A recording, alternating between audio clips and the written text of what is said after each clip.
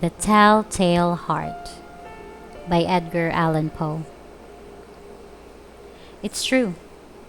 Yes, I have been ill. Very ill. But why do you say that I have lost control of my mind? Why do you say that I am mad? Can you not see that I have full control of my mind? Is it not clear that I am not mad? Indeed, the illness only made my mind, my feelings, my senses stronger, more powerful. My sense of hearing especially became more powerful. I could hear sounds I had never heard before. I heard sounds from heaven, and I heard sounds from hell. Listen, listen, and I will tell you how it happened. You will see. You will hear how healthy my mind is. It is impossible to say how the idea first entered my head. There was no reason for what I did. I did not hate the old man. I even loved him. He had never hurt me. I did not want his money. I think it was his eye. His eye was like the eye of a vulture, the eye of one of those terrible birds that watch and wait while an animal dies, and then fall upon the dead body and pull it to pieces to eat it.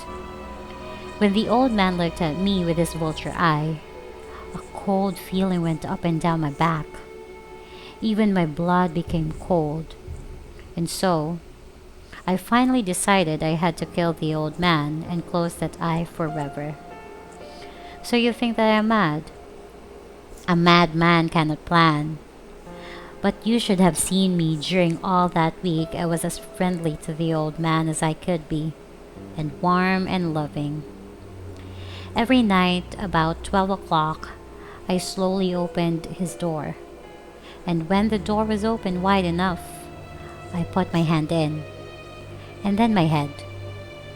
In my hand, I held a light covered over with a cloth so that no light showed. And I stood there quietly. Then, carefully, I lifted the cloth, just a little, so that a single, thin, small light fell across that eye. For 7 nights I did this. 7 long nights. Every night at midnight. Always the eye was closed, so it was impossible for me to do the work. For it was not the old man I felt I had to kill. It was the eye, his evil eye. And every morning, I went to his room, and with a warm, friendly voice, I asked him how he had slept. He could not guess that every night, just at 12, I looked in at him as he slept. The 8th night, I was more than unusually careful as I opened the door. The hands of a clock moved more quickly than did my hand. Never before had I felt so strongly my own power.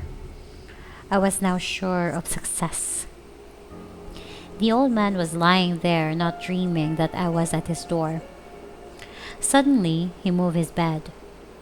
You may think I became afraid. But no, the darkness in his room was thick and black. I knew he could not see the opening of the door. I continued to push the door, slowly, softly. I put in my hand, with the covered light.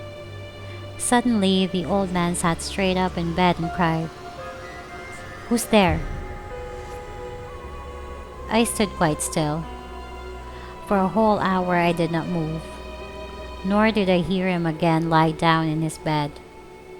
He just sat there listening.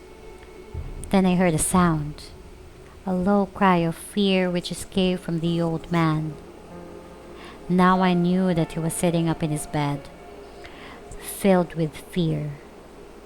I knew that he knew that I was there. He did not see me there. He could not hear me there.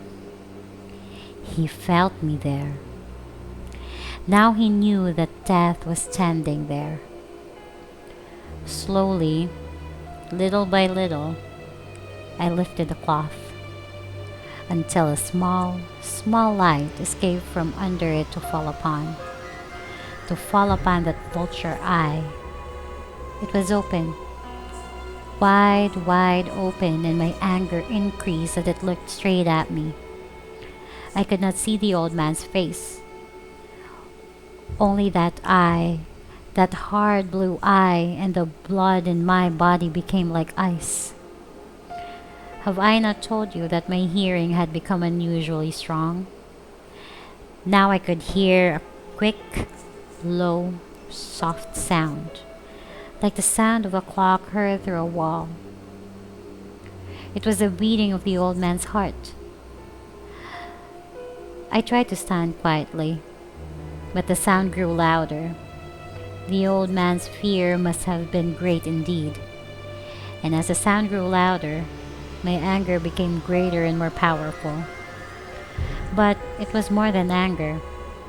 In the quiet night, in the dark silence of the bedroom, my anger became fear, for the heart was beating so loudly that I was sure someone must hear. The time had come. I rushed into the room crying, "Die! Die!" The old man gave a loud cry of fear as I fell upon him and held the bed covers tightly over his head. Still his heart was beating, but I smiled as I felt that success was near. For many minutes that heart continued to beat, but at last the beating stopped. The old man was dead. I took away the bed covers and held my ear over his heart. There was no sound. Yes, he was dead. Dead as a stone. His eye would trouble me no more. So I am mad, you say? You should have seen how careful I was to put the body where no one could find it. First, I cut off the head, then the arms and the legs. I was careful not to let a single drop of blood fall on the floor. I pulled up 3 of boards that formed the floor and put the pieces of body there.